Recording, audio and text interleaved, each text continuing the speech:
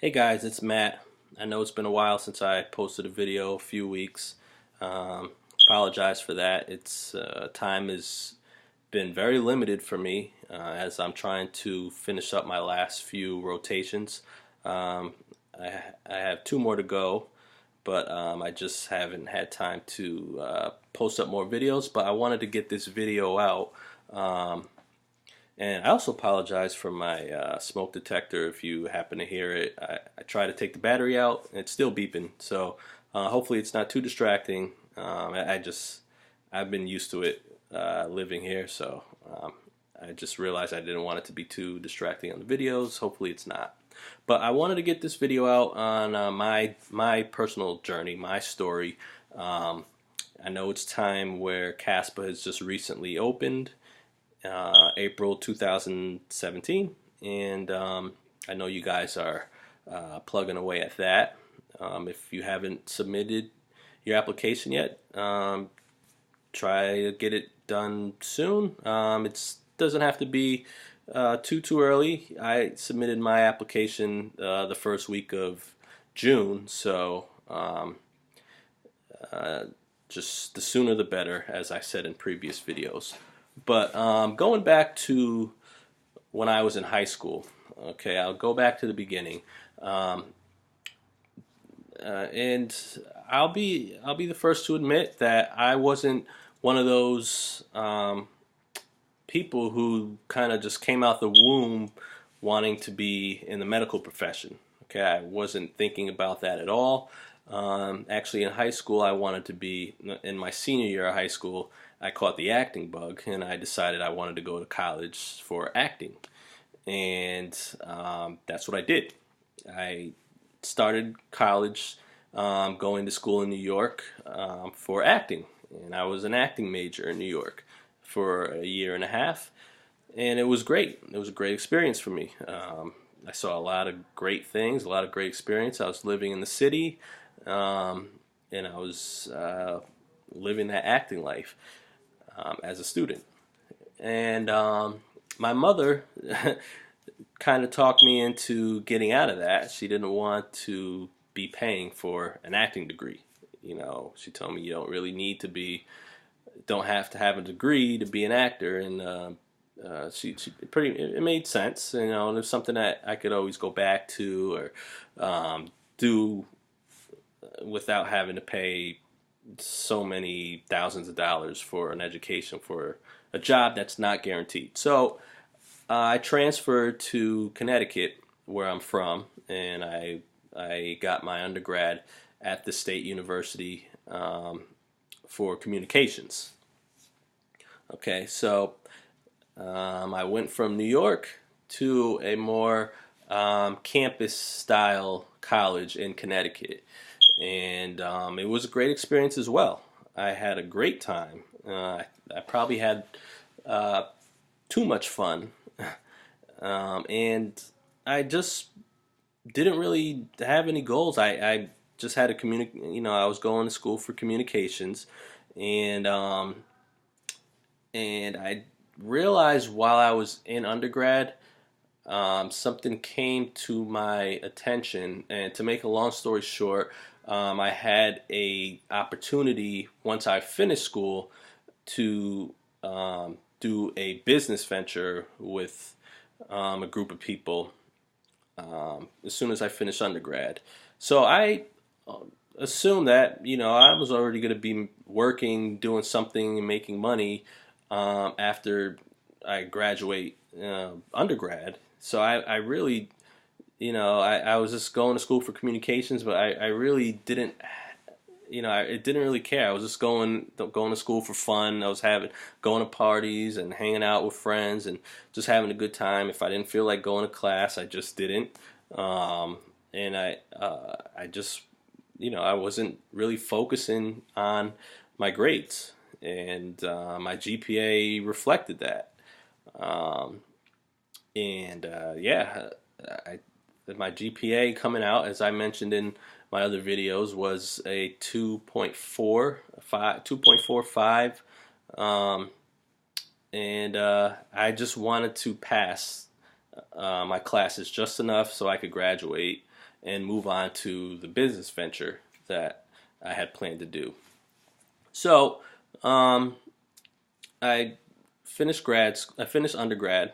Okay, not the best GPA, not the best grades. It probably took me a little bit longer to finish than the traditional students. I think it was like 4.5, maybe even 5 years, because I also transferred, so it took me a little bit longer. But I already had something planned after graduation, so I wasn't really focusing on how high my GPA was. Okay, when I graduated undergrad, I realized that the business venture wasn't quite ready to start yet. So um, I decided maybe I should go to school for more and maybe go to school for business. So not only will I be killing time until this was ready, but I'll also be more knowledgeable about business in general. So I went to grad school for business, and this is where I focused a little bit more, and I did the best that I could, and I just focused on doing well with my GPA and doing well with classes because I really had a goal. I had plans after this, and I brought my GPA up, and I also was getting a master's degree, an MBA. So I did 3 years of MBA at grad school, and halfway through grad school, I learned that the business plan and business venture that I had planned to get into had fallen through. Okay, so those plans were no more.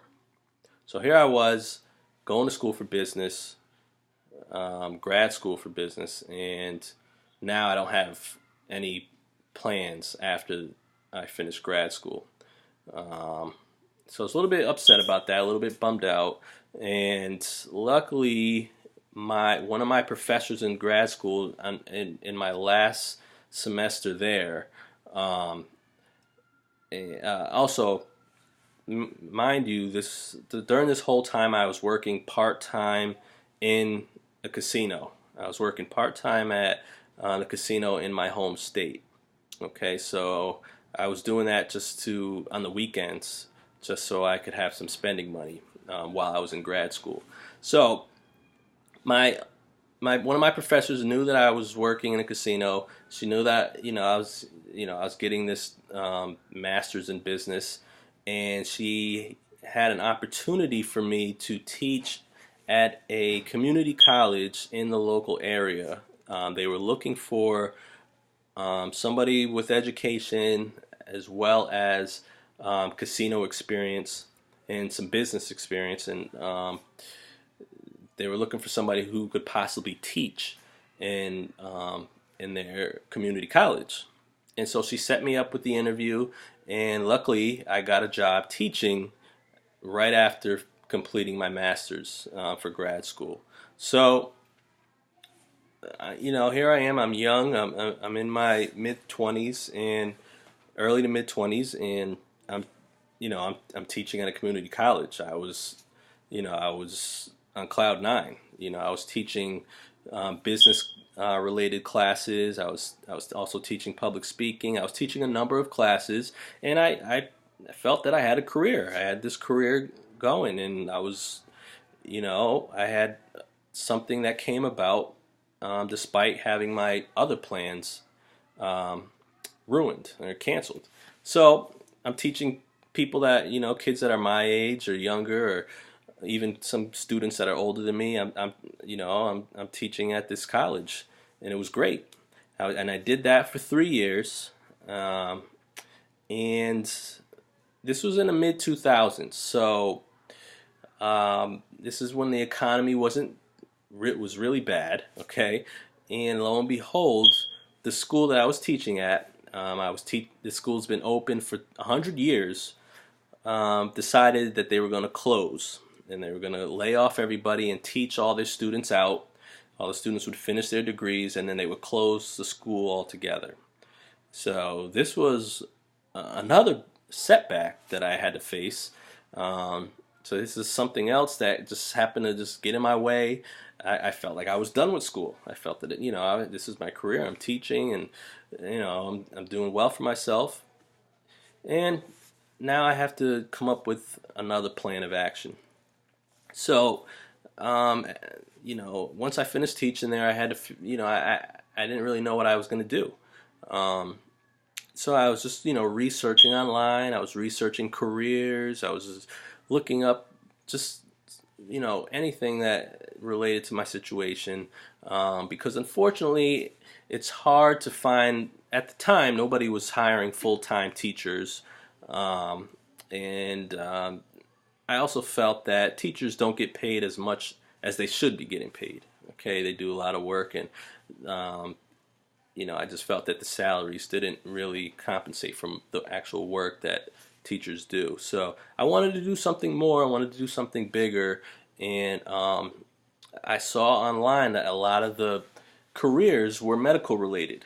So, you know, I just I just saw these that a lot of them were medical related, along with some other careers, but majority of them were medical related. And um, at the time, I thought, maybe I could get into something medical related, and I just looked up ways, or because I didn't have a science background, and, I maybe took like two, maybe, yeah, not even three classes of science. I think I took like a basic biology class and um, a lab with that, and I think that was it. I don't even remember, but it wasn't that much of a science background.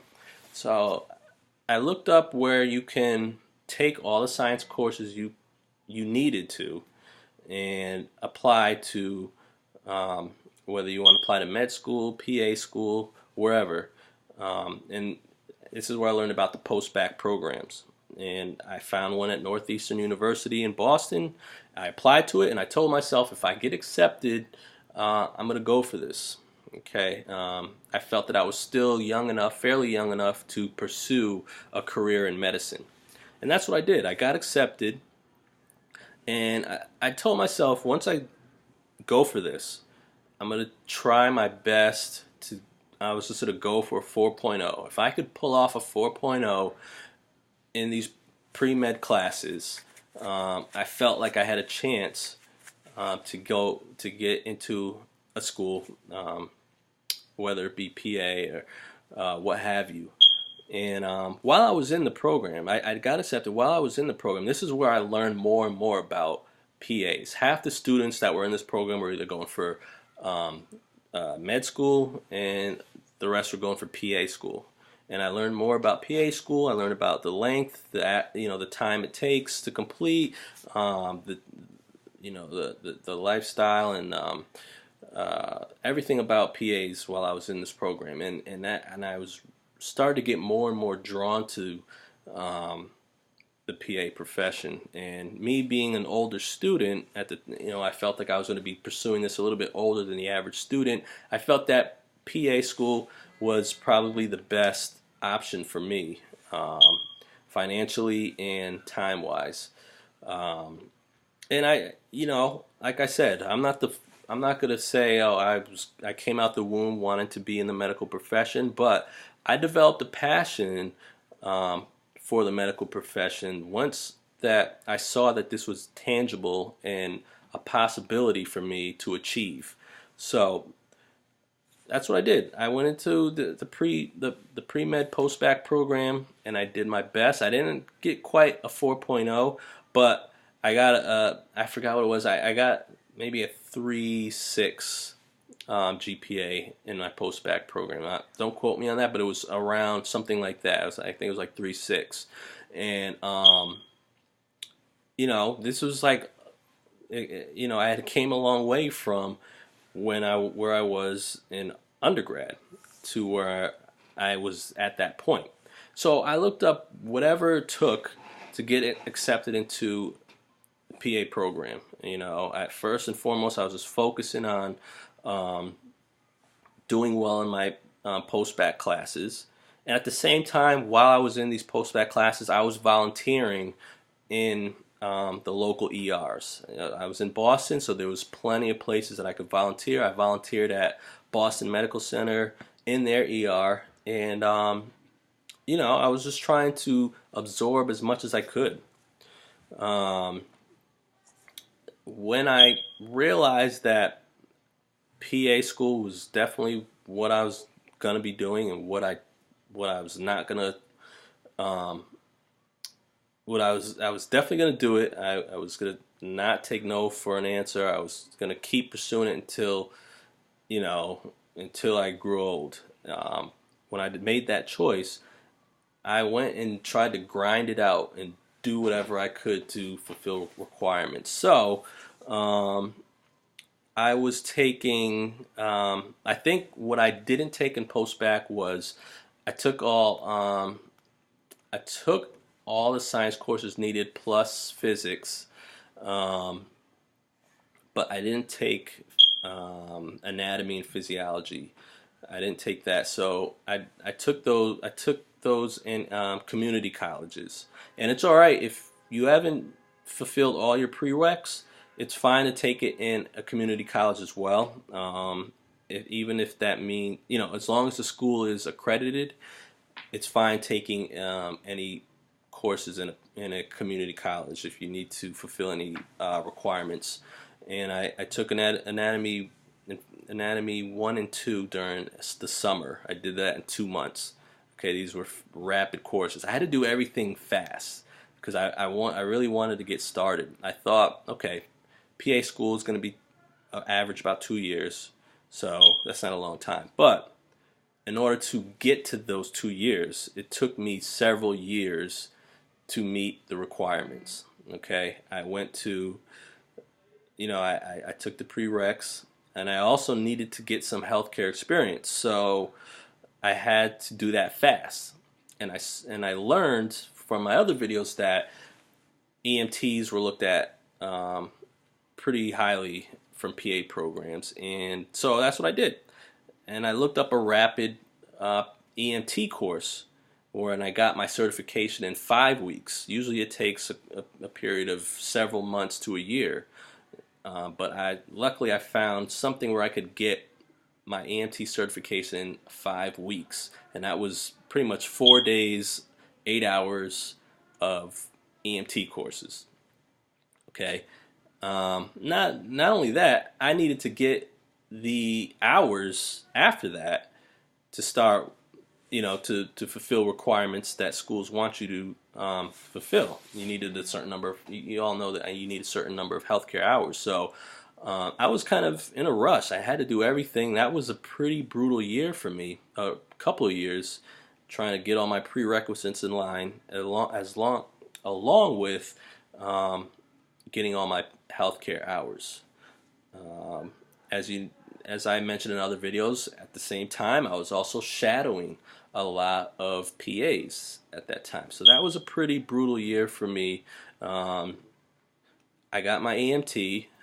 I was working day and night shifts. The school I wanted to get into required 2,000 hours. So that meant I had to work twice as hard, because I don't know, 2,000 hours, I think that's like 2 years worth of work. I can't really think of the math right now, but I did that in 1 year.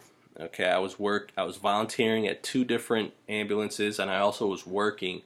I got lucky and I got a job working at a commercial ambulance. So I was doing that in the daytime, and I was working overnight in the volunteer ambulance. So I was doing 20-hour shifts. Luckily, the overnight volunteer ambulance allowed you to sleep whenever you could, so I got some sleep in if I was lucky in some nights. But so that's pretty much my journey in a nutshell, and that's what I put. That's pretty much what my personal statement wrapped around. Along with back in early when I was an undergrad, my father was sick in the hospital for a while, so that kind of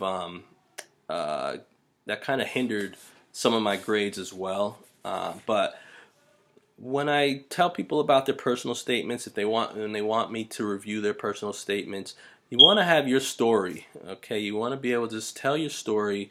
And the PA schools, they love the underdog. They want to see, they of course they love it when you are great all throughout your life, but if you're that person that's the underdog and you've made all these improvements throughout the years, they love that too.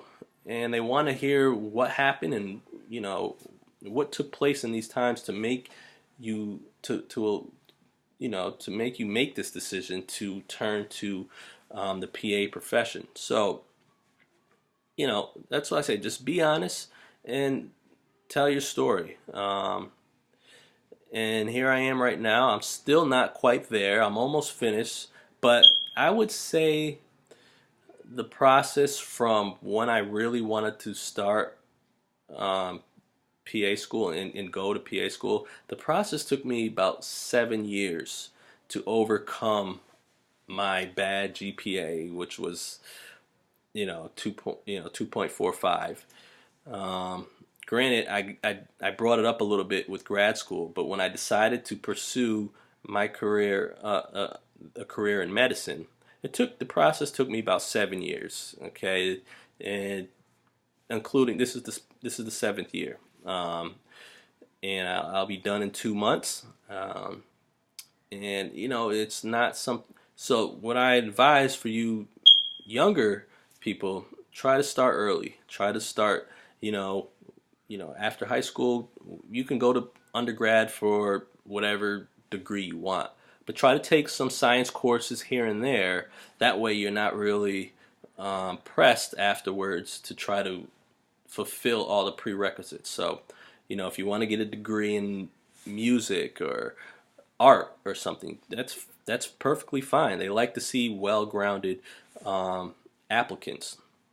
But take some science courses here and there. Try to see what's required in prereqs and for the prereqs, and go from there. Hope this was helpful. I'm sorry this video wasn't as short as I intended it to. I kind of just went off the head right now, and now I got to go back to studying. So till the next one. Thanks.